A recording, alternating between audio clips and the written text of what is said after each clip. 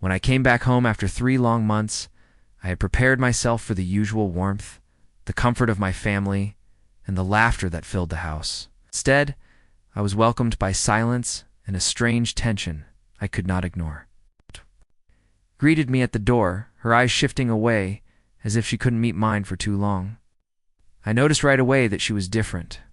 Her body, her expressions, even her energy. My heart sank when I realized what it could mean. At first, I brushed it off, telling myself that maybe I was overthinking after being away for so long. But as the hours went by, I noticed the changes I couldn't deny. Her belly had a slight curve, one that wasn't there before I left.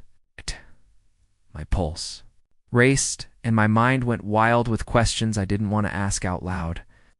She tried to distract me, serving food, talking about small things, but I wasn't listening anymore. That night, I sat quietly in the living room while she went about her usual chores. Every time she avoided my gaze, I grew more certain. I wanted to scream to demand answers, but something inside me told me to wait. I had my doubts before leaving. Messages I once saw on her phone, late-night calls she brushed off as wrong numbers. Now it felt like every suspicion was about to be confirmed. The next morning, I confronted her in the calmest voice I could manage. I asked her straight, "Are you pregnant?" Her face froze. She tried to laugh it off, but the tremble in her lips gave her away. She muttered something about me imagining things. But the way her hand instinctively went to her stomach said more than her words ever could. I didn't press further right then. Instead, I reached into my bag and pulled out my phone. Before leaving on my trip, I had set up a small camera in our house. A desperate move from a husband who already feared betrayal. I had never wanted to look at the footage, but now I had no choice. My hand shook as I unlocked the files, and with one click, her entire betrayal unfolded before me. On the screen, I saw her welcoming another man into our home, saw laughter, whispers, stolen kisses, and moments that ripped me apart. The very walls I had worked hard to build, the home I thought was ours, had witnessed my humiliation. Got it. Breathe. My chest felt heavy, and rage burned inside me. She sat across from me, her face pale as she realized what I was watching. When the video ended, I looked at her, not with anger, but with an emptiness I had never felt before. My voice Came out low, almost to calm, as I asked, "Did you see the video?" She didn't answer at first. Tears filled her eyes, but she didn't move.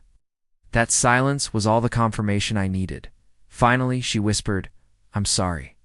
But the word felt meaningless, just air filling the room. Sorry couldn't erase the nights she betrayed me. Make the child, she carried mine. Sorry couldn't fix the trust she had shattered. My hands clenched and I stood up, not knowing whether to scream or to cry. She tried to explain, saying she felt lonely, that she made a mistake, that she never wanted it to go this far.